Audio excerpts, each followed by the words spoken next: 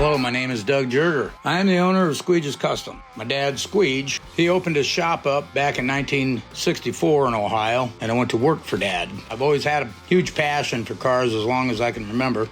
We get a list of the cars we like and sit down and discuss the top 10. We like variety. We look for cars that are unique and stand out. One of the big things, we look for detail, and we just try to narrow it down the best we can. Yeah, that's basically what goes into the top 10 pick. I'm Todd Ketlinski from Boise, Idaho. Well, I bought the car in 2007 and sat on it until about 2015 and finished it up last year, 2024. I have a bunch of cars, but my older brother always had a 55 Chevy when I was in high school, and it brought back a lot of memories, so I kind of wanted to do this in honor of what he used to have. The favorite part of the build is that we left all the classic lines alone. Factory chrome, we're kind of rust-rod guys. But we're still able to, integrate more of the modern technology with the chassis and engine and all that kind of stuff.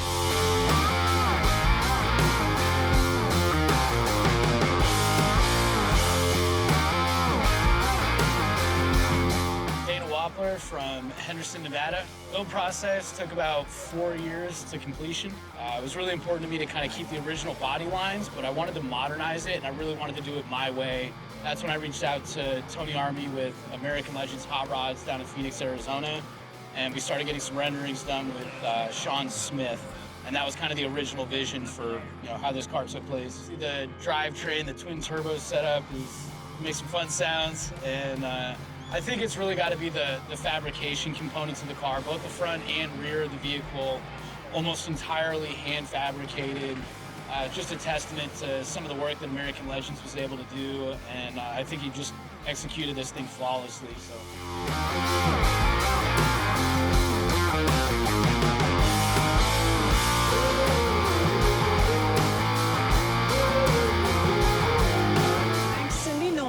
And we are originally from Portland, Oregon, and we like to spend the winters here in Arizona. It took us 4 years. Every time I got an extra little bonus check at work, we'd put a little more into the car. I actually saw this car in the movie Rain Man and said, that is the Finn car for me. And so my husband bought me the little model our first Christmas together, and then we found this little girl in a field and started a restoration, and here she is. We worked with a company in Portland, Creative Images, who helped us put this car together and helped us do it right. And then Gabe's did the interior for us in San Bernardino. But I like to call it smiles for miles. When I drive, I smile, and everybody that I pass smiles.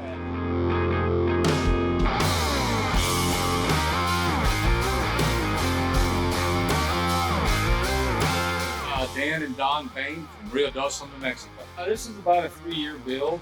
I did a lot of work myself. I had a lot of help. My buddy Jerry Talaferro and Glenn from Jerry Talaferro Race Cars in Topeka, Kansas. Roger Krause from CNC Body Shop in Topeka, Kansas, and High Torque Upholstery in Topeka, Kansas helped out a bunch. And I bought this car, like I said, 3 years ago. It was pretty reasonably priced, and I just kind of had a vision of what I wanted. So I went for it. It's a 427 single lit cam motor. It's a Robert Pond motor. A lot of things unique about this car, from the wiring, from the race pack dash to the fact that it's tubbed up. Most people think it's a race car because it's got a roll cage in it. And the reality is, I guess it could be one day. Who knows? I enjoyed showing it a few times. I'll probably get it out a few more times this summer, but I'll probably move on to the next build.